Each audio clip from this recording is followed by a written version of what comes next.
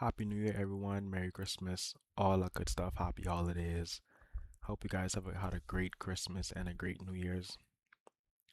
Most things in life is about showing up, whether that be relationships, friendships, family, career, or even school.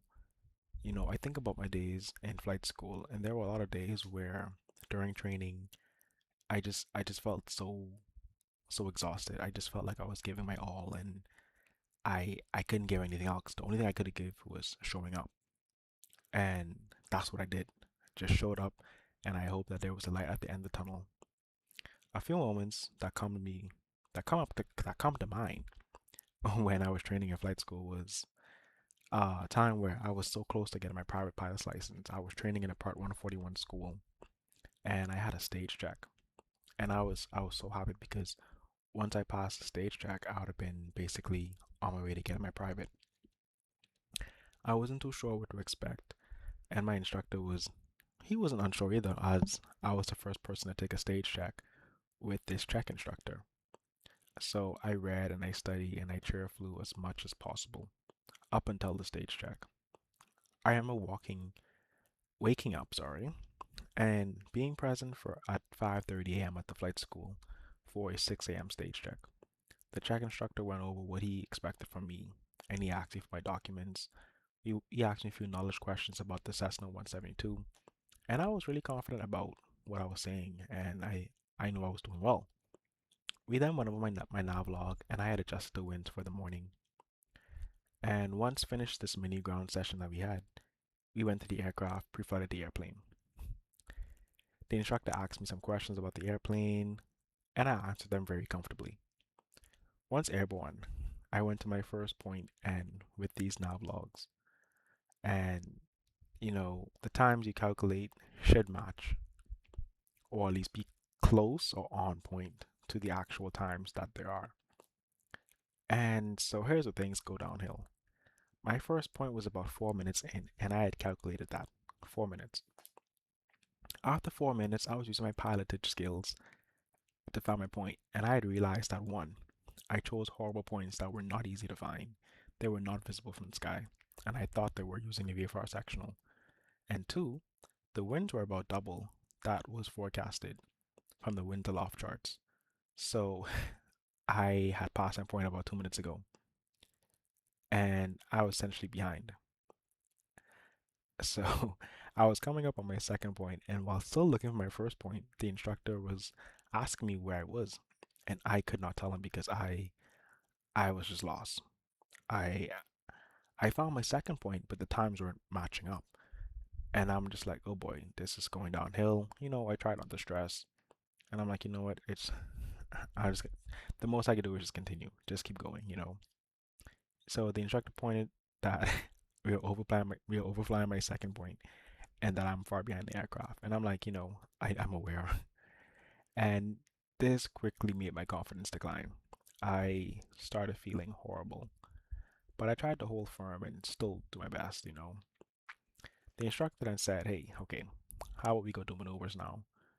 And at this point, I'm like, I don't think I passed the stage check just because of this whole thing. Like, this was a huge mistake. Because with your navlog, like, what if they would have sent me to solo, cross country? I essentially it's showing that I would get lost because my navlog, I'm confused on how it works. I guess. I was confused on it, but the winds changed up on me, and so you know we live and we learn. So we went to the practice area, did maneuvers, as turns around the point were fine. When it came time for the steep turns, I went further downhill. The air was a bit turbulent that day, and it was really hard to maintain my altitude. I went out of standards like 2 times during that maneuver and felt horribly. I felt like I worked so hard for this moment, and it just really wasn't a good day for flying for me. Previous lessons, I was spot on with everything, and now all of a sudden it just feels like I just lost that skill. And the funny thing about all these maneuvers, when starting out, they were like so hard. And I mean, I know it's obvious now, but having about 1100 hours now, like it's it's actually so easy. But you're just learning, and that's expected. It's expected to be hard. But on to the next thing now. landings were next, and my short field landing I floated about beyond my 200 feet limit, and my soft field landing was not soft at all. Once we did our final landing and parked the airplane, I knew that I wasn't passing the stage check, and I just wanted to go home at this point. And during the debrief, the instructor failed me, and I was upset and angry. Not at him, but just, at myself and everything else that went wrong that day. I knew it was coming, and I was like, hey, I made a lot of mistakes today. I wouldn't have passed. If I was an instructor, I wouldn't have passed a student if he did what I did, you know. And I went home, laid on my couch, and I started to cry a bit. I felt like I would never make it as a pilot. I thought about quitting that day and just saying goodbye to aviation. After that, I took a nap, and when I got up, I still felt the same, still felt horrible. And for the next 2 days, I didn't even bother to open up a book.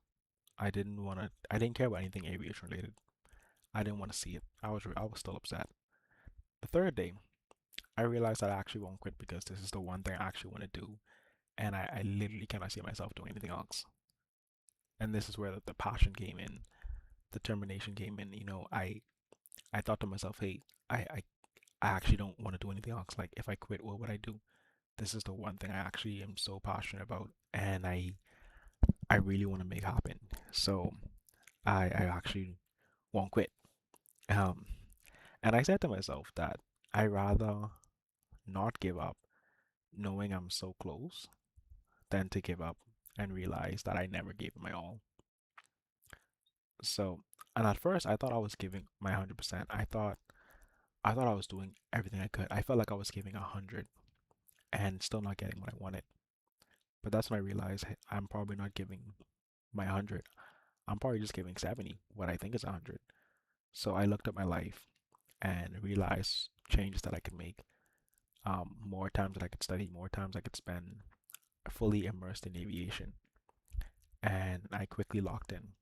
The next lesson I showed up, one of the things that went wrong with my instructor, we flew and practiced maneuvers, landings, and lab logs.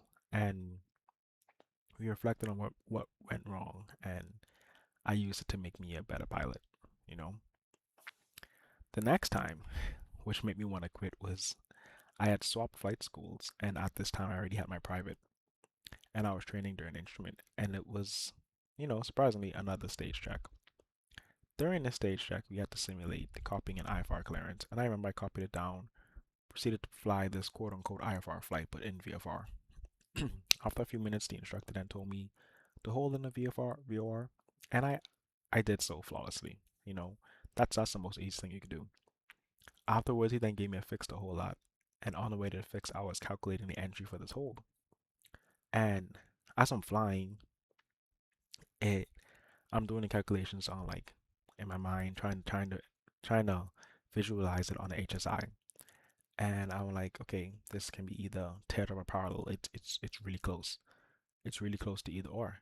And since I'm flying, aviate, navigate, communicate. So I'm like, cool. I'm going to do a teardrop as it was the easiest way to enter the hold. It required the least amount of maneuvering to enter the hold. And after holding, we return to the airport, and the check instructor then tells me, hey, you failed the stage check because you did the wrong entry for the hold. And I'm like, what? And he was like, it's a good hold. Like, he complimented me on it was a good hold. I did everything properly. It was perfect. Like, he showed me on the flight radar my route, and it was perfect. It was close as perfect as it could be. He then showed me the math on which showed the calculations, and he said I should have done a parallel entry. And his math was correct. I should have done a parallel entry. But what made me like upset was it was just like 5 degrees off. And it put me in a position to do either teardrop or parallel. And 5 degrees is not that big of a difference. If you did teardrop and parallel, you're fine. You know? Which also made me upset too is that the instructor then informed me that he intentionally does this to students to see if they would get it, and almost no one gets it. And I'm like, man, I don't think that's entirely fair on anybody's part because you're like setting us up for failure. Um, even examiners won't set you up for failure. That they're not going to play mind games with you. And even in real world flying, being an airline pilot, when you have to hold, they're going to give you hold instructions. And however you enter that hold beats them. Like they don't care. You can do direct, parallel, teardrop, whatever you want to do. It's fine. Like no one's judging you in the real world about your entry.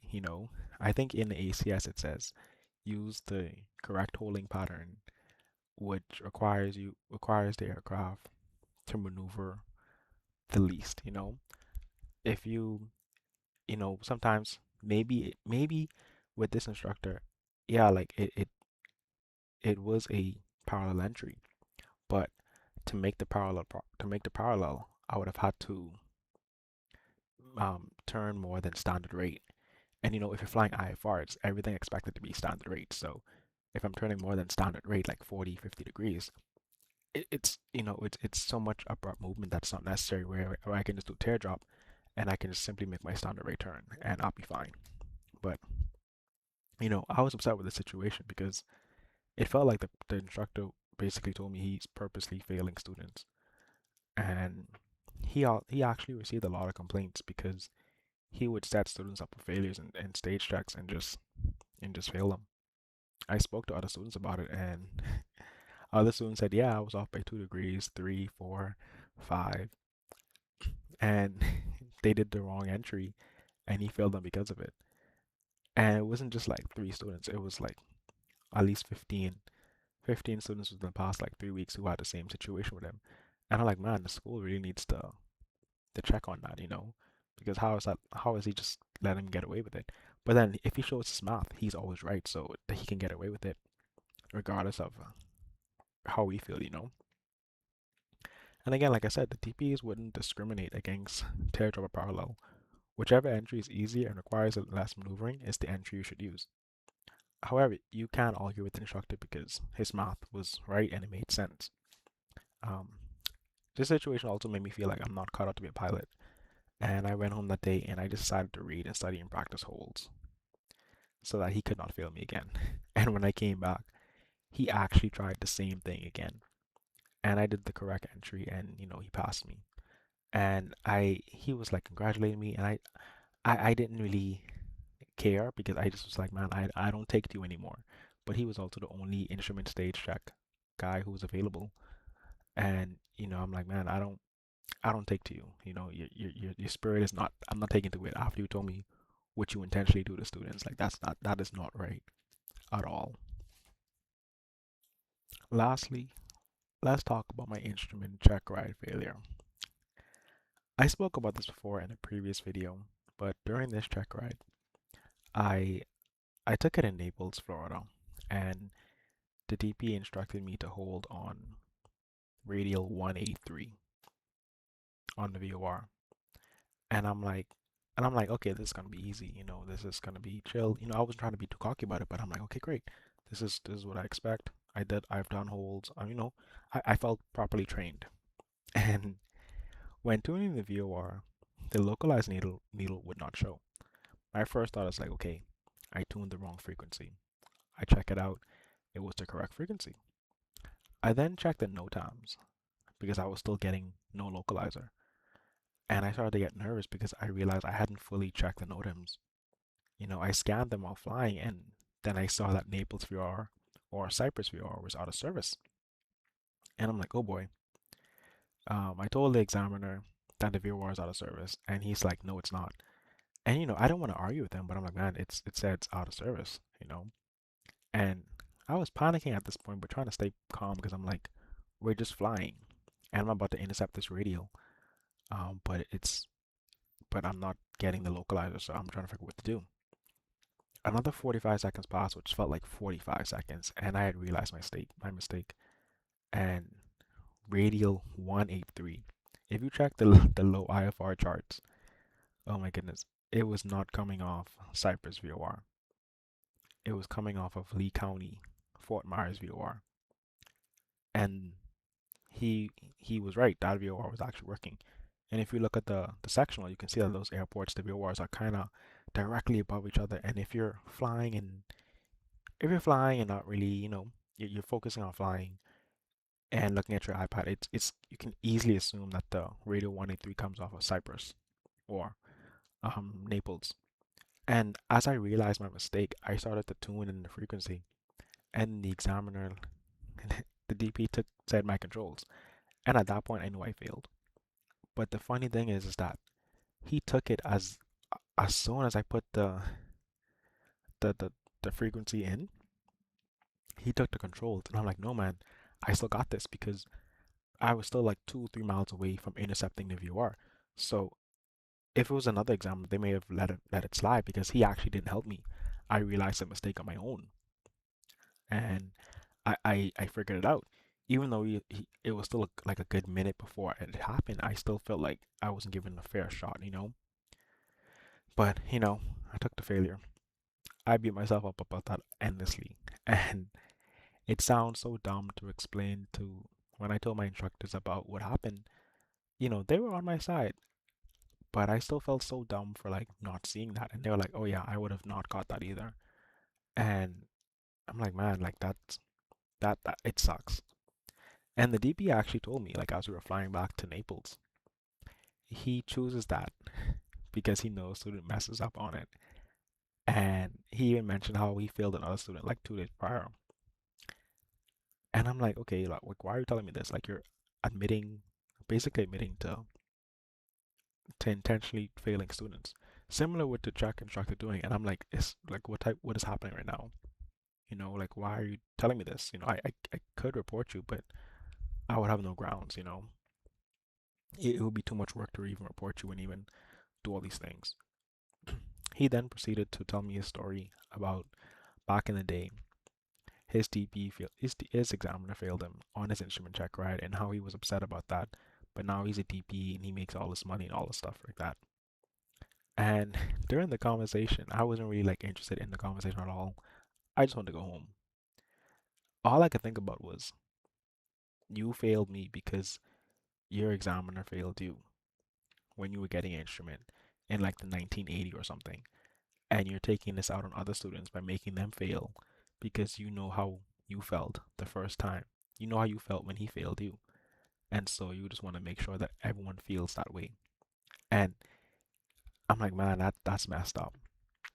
I went home feeling that day feeling worthless and just horrible. I questioned myself like, why me? Why do I keep failing? Why does it seem like one day I have it together and then other days I don't? You know, why is it like, why me? Why do I keep failing? What is this trying to teach me? What is this for? What will come out of this? But again, I tried to be resilient and I took a break from studying. And then I came back to studying like a day or two later. And, fast forward to the present, that failure is now a story and I can share and hopefully inspire others who faced adversity. The thing about failing is that you could fail all your check rides at least once and still be a better pilot than someone who passed all their check rides the first time. But this isn't a competition about who was the better pilot. I'm not saying that people who pass first try are better than those who don't. I'm not saying, what I'm saying is just that, you know, it doesn't matter how many times you failed. If you've gotten to a certain point, you have a certain amount of experience that someone who hasn't failed doesn't have. You know what it's like to fail. You're fine with it. You cope with it. You had to work on that. You had to think about it. You have to live with that. And during my training, I hated failing, and I hated not being perfect or good at what I wanted to be good at. And it seems kind of dumb because how do you get good at something? How do you be good at something if you never practice it? But the only way to become better is by failing, and to do so is by showing up.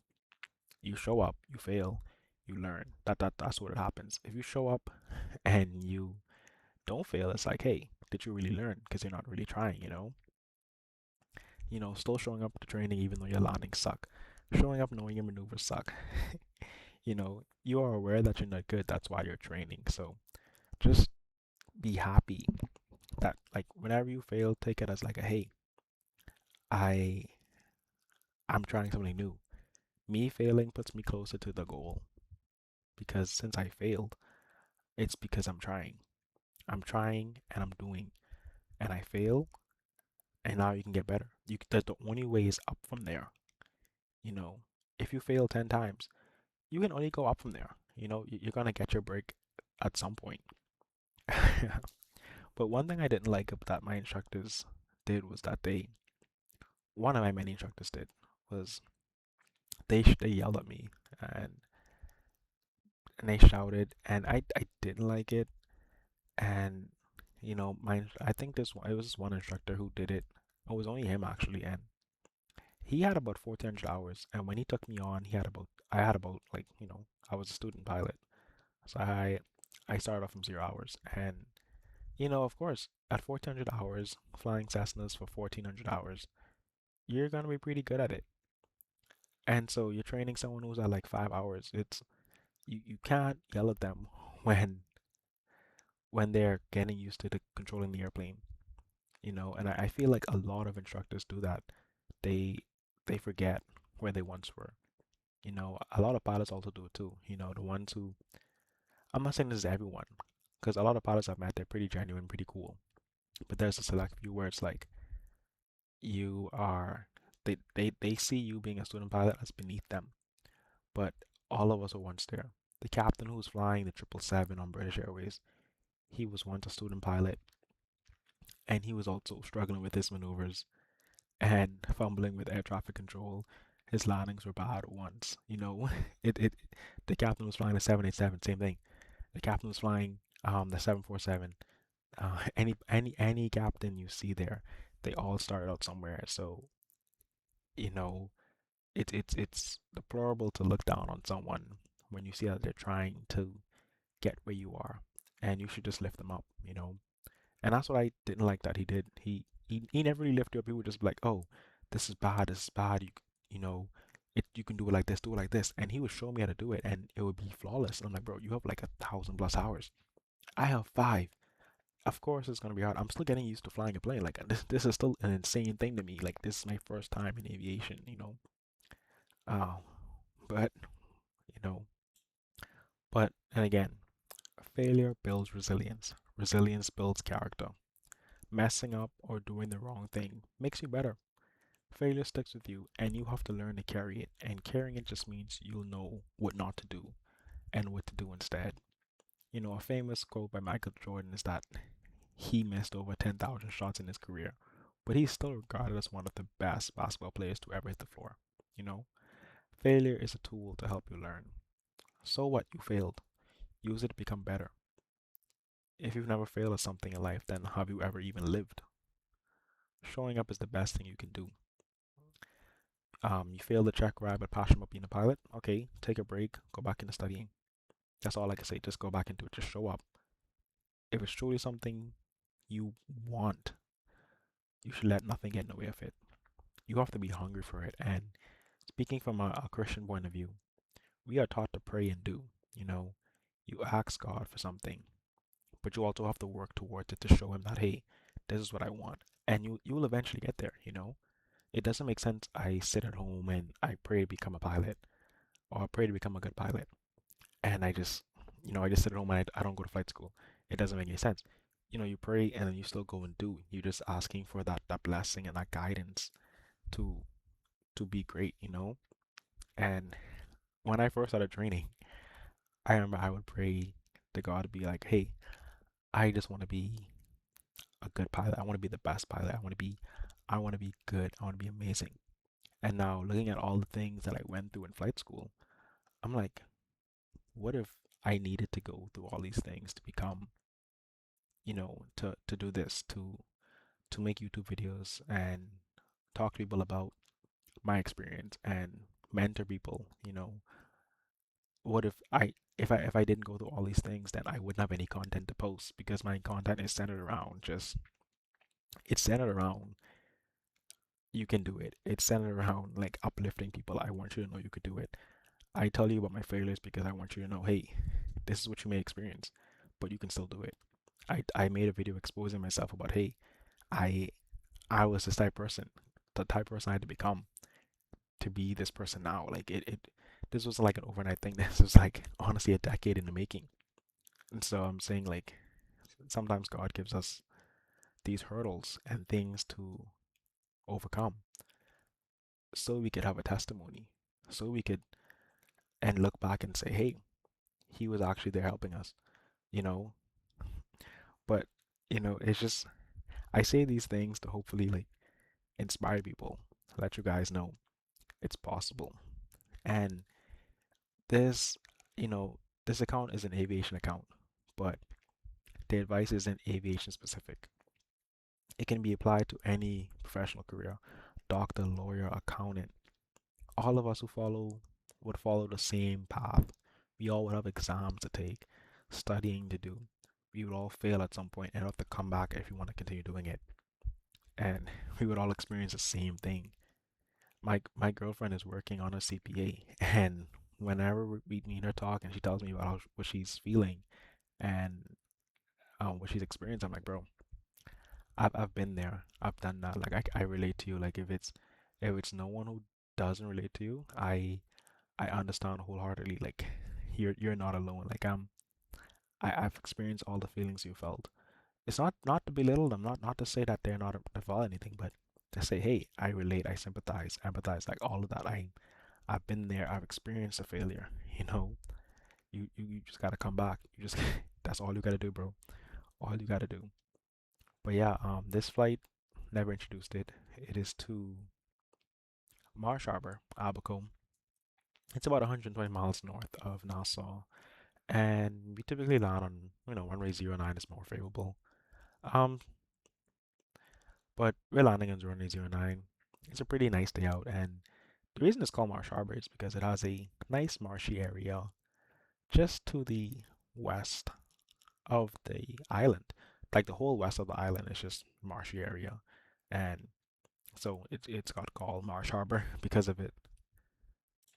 But typically, the flight time to Marsh Harbor is around 26 minutes, and we cruise at altitude of 13,000 feet in the Embraer 155.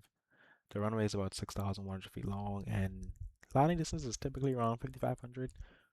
If we're full, it yeah, it's around 55, 58.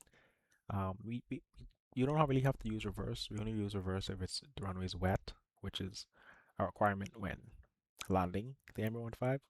Wet runway, use reverse. Um, so we usually have a lot of room to land. And a funny, interesting thing about Marsh Harbor is that, you know, for you pilots out there, when we're coming into Marsh Harbor, I would say Marsh Harbor traffic, Embraer 155 on a 5 mile left base, runway 09, or 5 mile right base, runway 09, since we're coming from the south.